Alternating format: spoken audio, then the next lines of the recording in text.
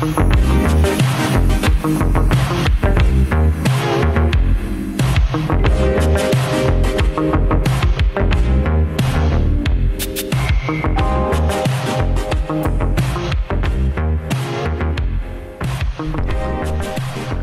the pleasure of running through this game for the past couple weeks has been nothing short of amazing.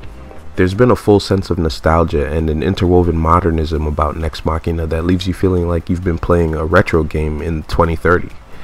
There's a hard 80s vibe here, from the bright colors to the retro arcade nods that can be found all over, along with a protagonist that isn't hiding his lightness towards the iconic Mega Man. What separates this game from the majority of arcade shooters that we always get a steady string of is the fresh and familiar vibe presented to you in a smart, clean, and fun way. There's almost an infinite amount of replayability here with Nex Machina. The neon haze and frenetic gameplay, along with the aesthetic, only partially share the space with games like Hotline Miami.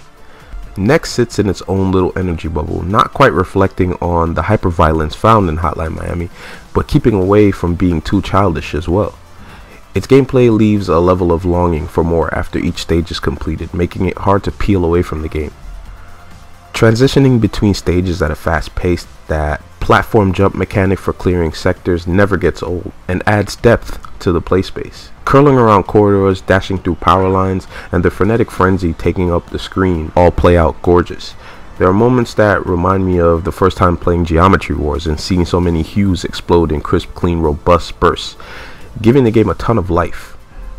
Nex Machina's gameplay is simple enough: shoot down enemies, save survivors, and power up. A small mixed bag of modes and challenges keep things fresh in an already ripe game. Personally, I don't like the models themselves. They can feel a bit muddy at times, but when running the game at full settings, there's hardly any issue. It's mostly just a nitpick on my part. Sound design is a nice touch as well.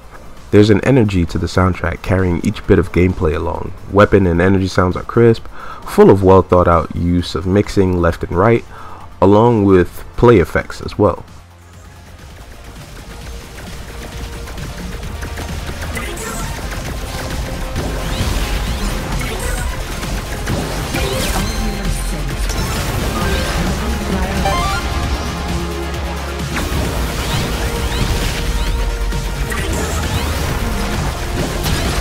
Menu chimes are symbiotic and all come together to enrich the experience.